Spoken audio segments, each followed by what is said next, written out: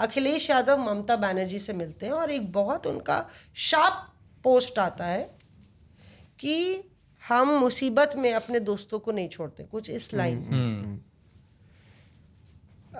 Rahul Gandhi leader of opposition की post में है और यहाँ पे इस चुनाव में दो अहम जो विपक्षी दल है उनसे नाता चिटका है।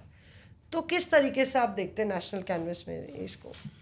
मुझे लग रहा है 2-3 महीने का थोड़ा ये अनस्टेबल टाइम है, क्योंकि झटका तमिलनाडु से आया है और एक रीशेपिंग यहाँ से आपको होती हुई दिखाई देगी। और इंडिया गठबंधन 2.0 का ये टाइम यहाँ से शुरू होने की पूरी संभावना नहीं, विद कांग्रेस ही रहेगा, लेकिन बहुत सारा रीजिग होना है, क्योंकि अभी देखिए अब ममता बनर्जी खाली हो गई हैं, बंगाल में खाली हो गई हैं और उनके मन की बात है कि अब वो इंडिया गठबंधन को यहाँ से कैसे स्ट्रॉन्ग करेंगे। उन्होंने जिक्र भी किया कि मैं इंडिया जिक्र किया है इसका। इसके बाद अखिलेश यादव ने सबसे पहले फोन किया था, उन्होंने इच्छा जाहिर की थी कि मिलना आना चाहते हैं, और गए भी, मिले भी। उसके बाद वो ट्वीट आया है दोनों फोटोज के साथ, एक ममता बनर्जी के साथ और एम के स्टालिन के साथ, कि हम वो नहीं जो मुश्किल वक्त में साथ छोड़ दे। ये करते हुए अरविंद केजरीवाल, तेजस्वी यादव, राहुल गांधी की भी बात हुई है। तो एक तरफ टीएमसी से आपके रिलेशंस बेटर होने वाले हैं, बेटर कोऑर्डिनेशन होने वाला है। दूसरी तरफ डीएमके वाला, हाँ अभी वो पत्र है जिसमें सीट अरेंजमेंट चेंज करने की बात है डीएमके की, लेकिन वो भी थोड़े दिन में सेटल डाउन होगा। ये कांग्रेस के नेशनल यूनिट पर डिपेंड करेगा कि वो डीएमके के साथ कैसे मनूवर कर पाती है, क्योंकि कांग्रेस ने ये किया है, बंगाल में किया है ना, कि अधीर रंजन चौधरी ममता बनर्जी के खिलाफ इतना खतरनाक फ्रंट खोल के रखते हैं और सेंटर में आप अच्छा कोऑर्डिनेशन करके करते हैं। तो मुझे गट फीलिंग मेरी है कि India 2.0 is loading from here. मुझे ऐसा लगता है इसमें मौसमी, जो अखिलेश यादव की फोटो आई है ना कहीं बहुत एक यूनाइटेड फ्रंट दिखाने की कोशिश की गई है। कांग्रेस ने तो बॉल आई तो मार दिया छक्का स्टेडियम के बाहर, क्योंकि अब उनको पावर शेयरिंग मिल रही है जो डीएमके के टाइम पे नहीं मिल रही थी, ये फैक्ट है। अब उनको पावर शेयरिंग मिलेगी।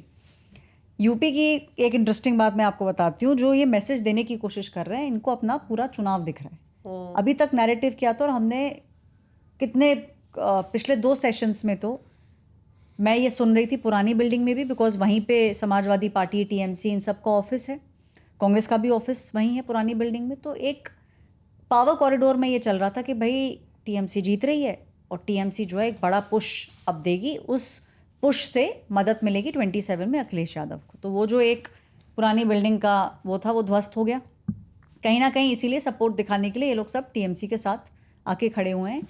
बीजेपी इसको इस तरीके से देख रही है कि जो बीजेपी के अभी प्रेसिडेंट हैं यूपी के, उन्होंने इस पे, और बीजेपी ने ऑलरेडी काम करना शुरू कर दिया है। उन्होंने वो कॉन्स्टिट्यूएंसीज पकड़ ली हैं और उनको ये पता है कि ऑपोजिशन लीडर्स अब भारी संख्या में उत्तर प्रदेश आने लगेंगे। तो जो बंगालीज हैं उत्तर प्रदेश में, उनके लिए ममता बनर्जी आएंगी, जैसे बाकी स्टेट्स में हो रहा था।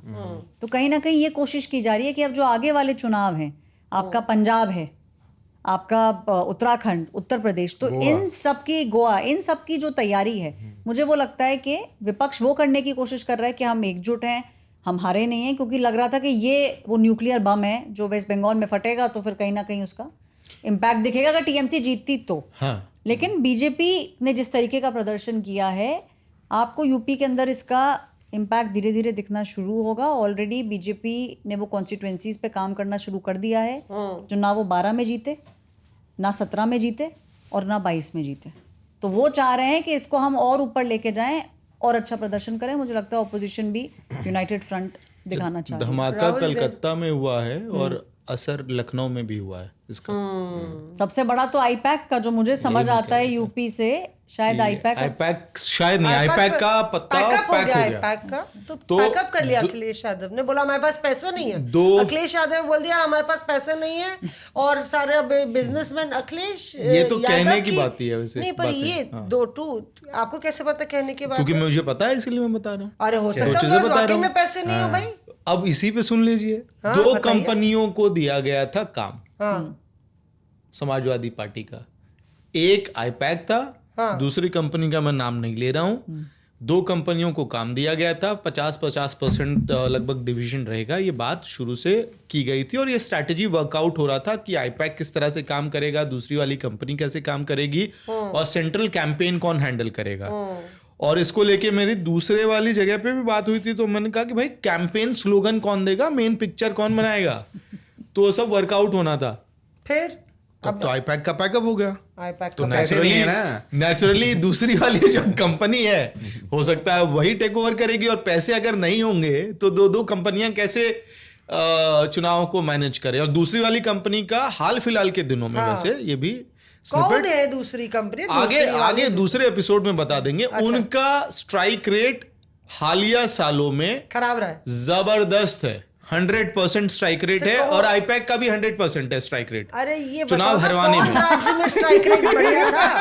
नहीं, जो दूसरी जो कंपनी है उसने अभी कोई बहुत ज्यादा चुनाव नहीं कराए हैं। मैंने क्या बोला, उन्होंने जो चुनाव लड़वाए हैं उनका स्ट्राइक रेट 100% है जिताने में, और आईपैक का 100% है हराने में। Reporters of